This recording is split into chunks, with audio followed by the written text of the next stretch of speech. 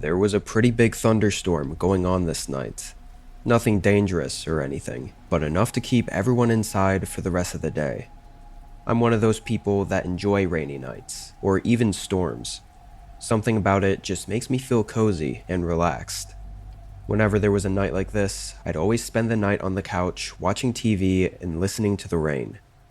Luckily, I didn't have work the next day, and although it was already 8 p.m., I decided to make a hot cup of coffee and stay up as late as I could to enjoy the cozy night. I sat down and turned on a movie. It was only 20 minutes into the movie when my phone started ringing. I picked it up and looked at the number, but didn't recognize it. However, the area code was from this city. I answered just in case, always worried it might be something important, or someone I knew, but just didn't have their number saved. Hello? No one said anything. Can I help you? Hello? Still, no one spoke.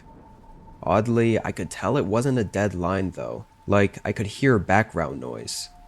It was messy, and after thinking about it for a couple seconds, it kinda sounded like the storm or rain outside, so I knew someone was there, but they just weren't talking. Feeling weird, I hung up. I couldn't really think of any reason someone would call and say nothing. I figured it had to be a mistake or a scam of some kind, even though it wasn't the typical robot voice or whatever. I tossed my phone back on the end table and continued watching TV. I got pretty well into the movie, probably an hour through, when in just a matter of seconds, the storm outside got increasingly louder, like it really picked up. Thunder, lightning, and heavy rain. Then the TV and lights flickered. They quickly turned off, then right back on in a split second. I paused the movie and looked around, not sure what was happening. Then, not even 30 seconds later, the power went out. Suddenly, the entire house was silent, and the storm was twice as loud. Rain was flooding onto the roof and against the windows, and there was heavy, non-stop thunder for what felt like 5 whole minutes. The only light I had was a small candle that I basically never used.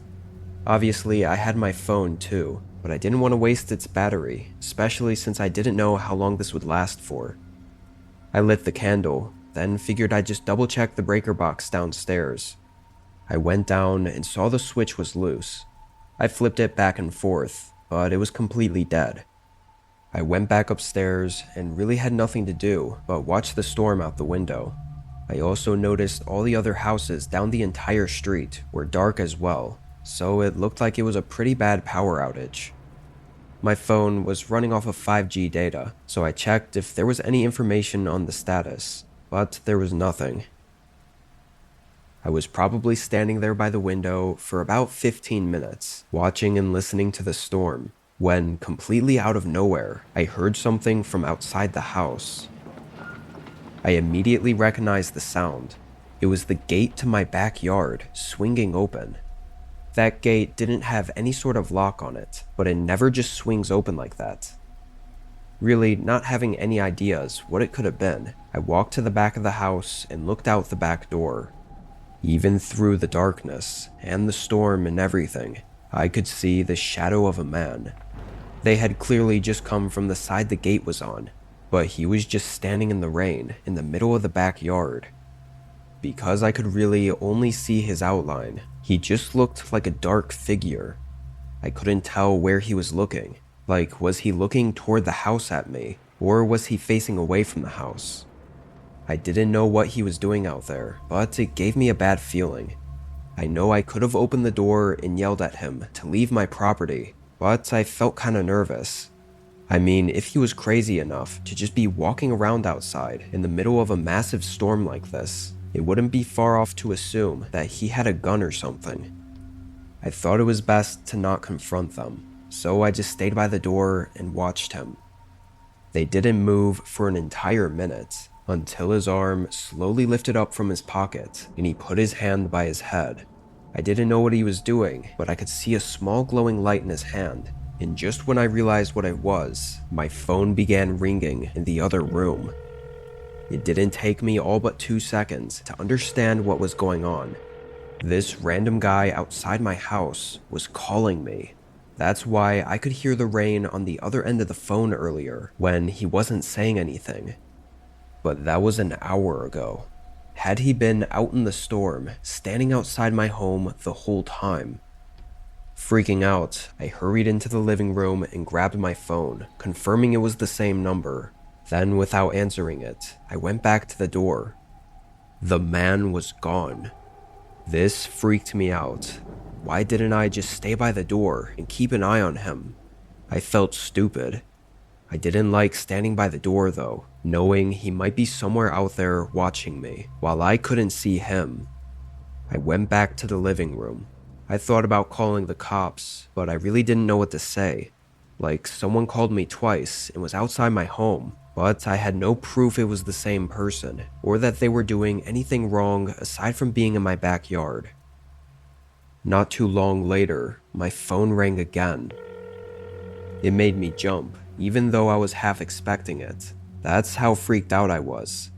I declined the call, and only seconds later, a loud knock came from the front door. They called again, while continuing to knock on the door. These were heavy hits too, shaking the walls of the house. I turned my phone on silent, and embarrassingly, I kind of froze up and did nothing. I know how dumb that sounds, but I've never been in a situation like that before, and when you add in the storm and the power outage, it just made it all worse. I think it took 30 seconds, and for them to begin hitting the door even more aggressively, before I finally snapped out of it and called the police. My hands were shaking as I held the phone. They said an officer was heading over right away, and they were about 4 minutes from me. I continued to inform them of what I knew, and the man didn't let off hitting the door.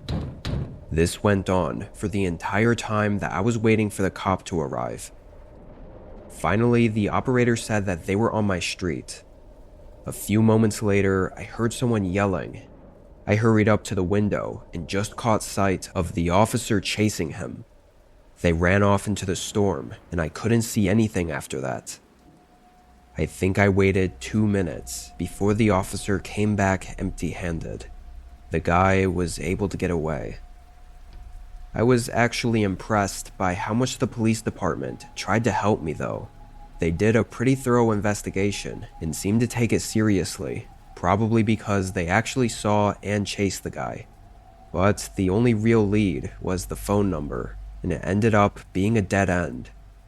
I tried coming up with anyone who would be out to get me like this, but I had no idea. The case kind of died out, and since then, I've never gotten any calls from that number or seen anything else.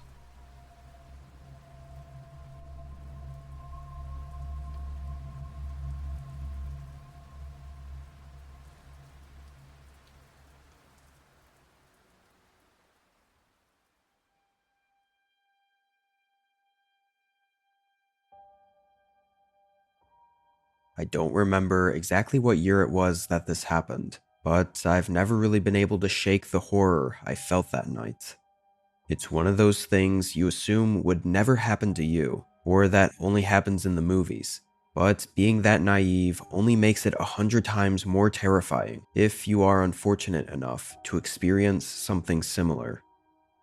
I was young at the time, being in middle school, kind of at that age where I was starting to feel like I was growing up a bit.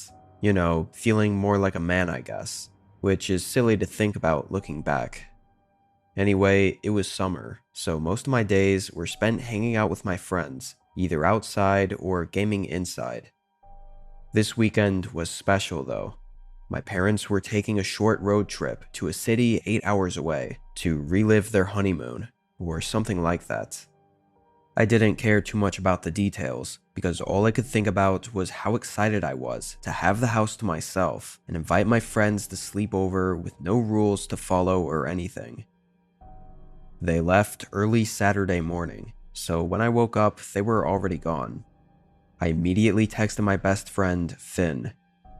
The only issue was that his parents definitely wouldn't let him over if they knew that there were no adults in the house.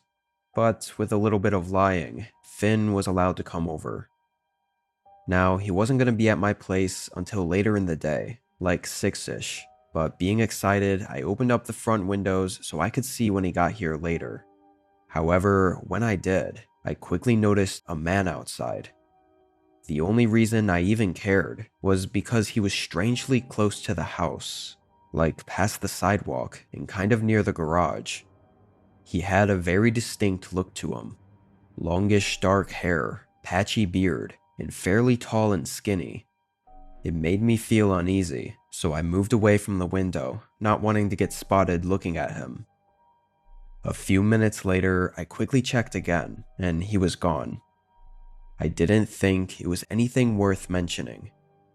The rest of that day was chill. I was mostly in my room, just playing on my Xbox, until 6 when Finn finally made it. We grabbed some snacks from the kitchen, then went upstairs and pretty much locked ourselves in my room and played video games for 5 hours straight.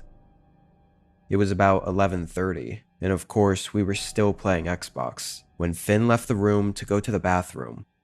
Only 30 seconds later though, he came back and asked if I heard that. I asked what, not having heard anything, but before Finn could answer, the whole house suddenly went dark. The TV, Xbox, lights, everything just shut off. I couldn't even see Finn standing in the doorway 5 feet from me. I combed the floor with my hands, trying to feel around for my phone, picking it up and turning on the flashlight. Both me and Finn were quiet for a second. I think just confused why the power had shut off so suddenly, but also I was listening for what sound Finn said he heard just a few moments before the blackout. Eventually, after hearing nothing and the power not coming back on, I asked again what he heard, but Finn said he wasn't really sure, maybe like a thump or a footstep on the floor below us. With the power shutting off though, we assumed it was probably just something to do with that, but we still didn't know why it shut off, and being younger and alone in the house, it was still a little unsettling. Knowing we kinda had to figure out what was going on, we went out into the hallway and down to the first floor. Once we left the room, we noticed we could hear the wind outside.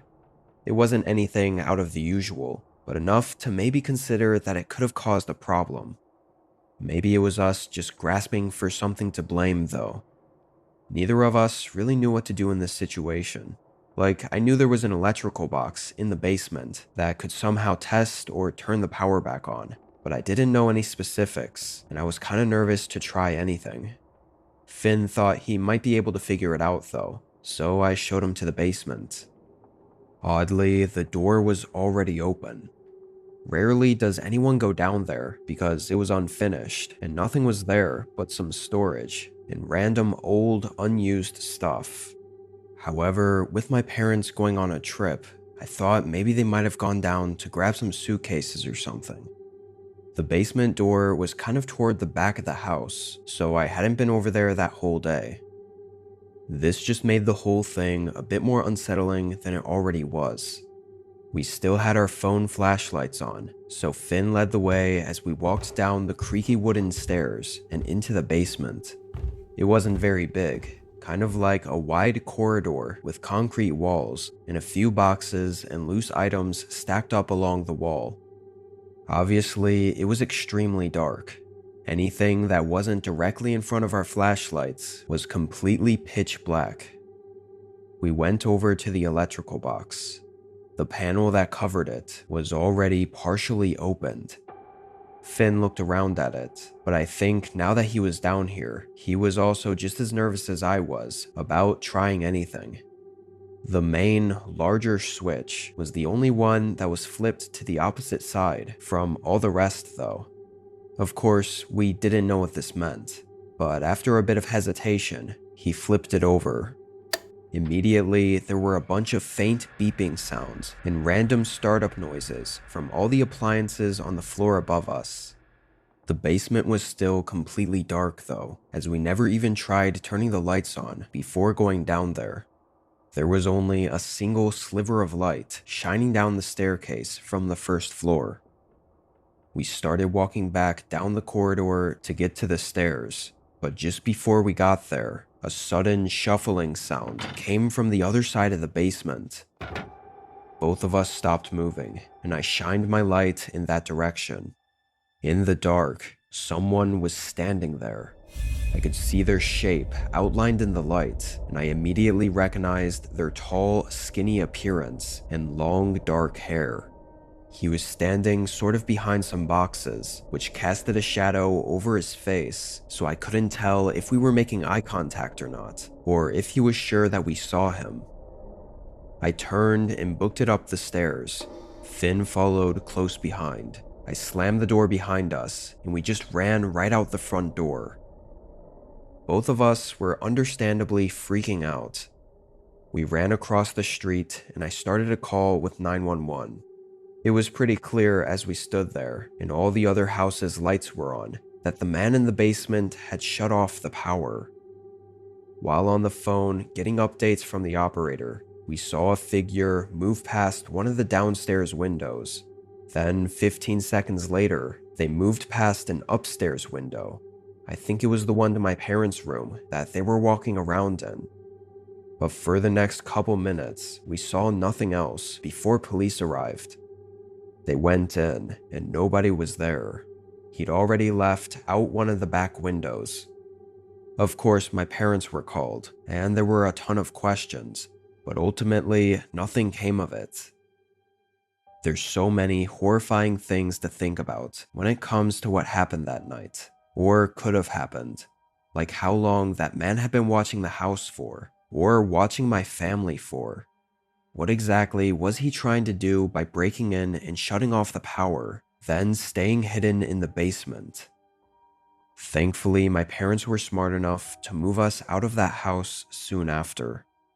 Hopefully, we never have any more encounters with that man again.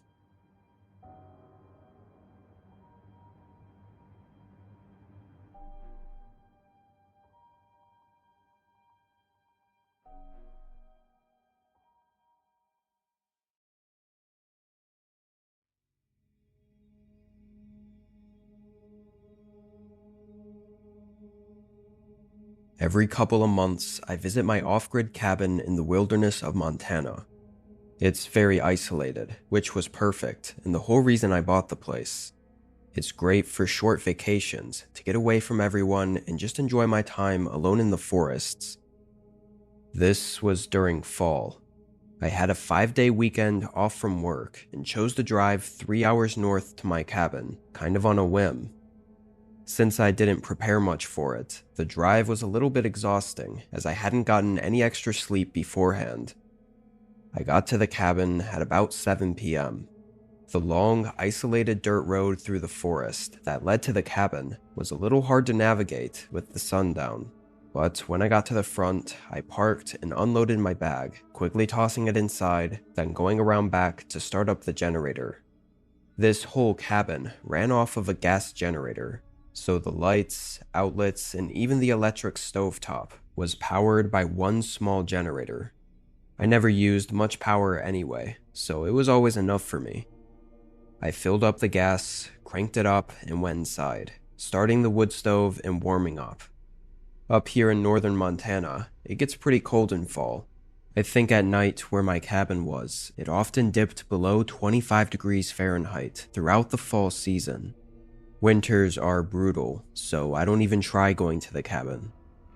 Anyway, I only stayed up for an hour or so before going to bed. The next day, I spent cleaning, mostly dusting everything off and resealing some of the cracks in the cabin walls. Randomly, in the middle of the day though, I noticed an old truck coming down the dirt trail to the cabin. I could see them driving between the trees, but once they got closer, they stopped. They sat there for maybe 5 minutes, then turned around and left. I really didn't think too much about it, assuming they'd somehow made the wrong turn and likely had a cabin of their own somewhere nearby. At night, I think around 10, I felt like enjoying a bit of nature and started up a campfire on the front porch. This would give the wood stove more time to heat up the cabin as well before I'd go to bed. I grabbed some old fire starters I'd left behind from months ago and headed to the porch. I had this little fire pit out there, so I tossed a couple logs in it and lit it up. It was always so nice the first couple nights being at the cabin and just listening to the forest and calm, quiet nature sounds. However, I was only sitting outside for maybe 5 to 10 minutes before the outdoor porch light all of a sudden turned off. I looked back, seeing all the lights in the cabin were off as well. There was only the dim orange glow coming from the wood stove. It was then I realized the noisy generator wasn't being, well, noisy. It wasn't running anymore. Annoyed, I got up and walked around back. Sure enough, it was off. I cranked it a few times, trying to get it back on, but after 10 good tries at it, I gave up and kicked it out of frustration. I thought it was just an old generator doing what old generators do best, which is to break down and not work properly. But after coming to my senses and checking the gas, it was empty. What the hell? I had just filled it up with a whole canister when I got to the cabin last night. There was almost no chance it ran through it that quickly. I checked around the grass for any signs of a leak or something, but there wasn't. I was really confused. I honestly didn't know how it was possible, but I didn't have any extra, so I was going to be without power until at least tomorrow morning when I could drive into town and get more fuel. Despite the inconvenience, I knew it really wasn't too big of a deal. I had the wood stove to heat the place, and was going to bed soon anyway, so I didn't really need any lights or anything.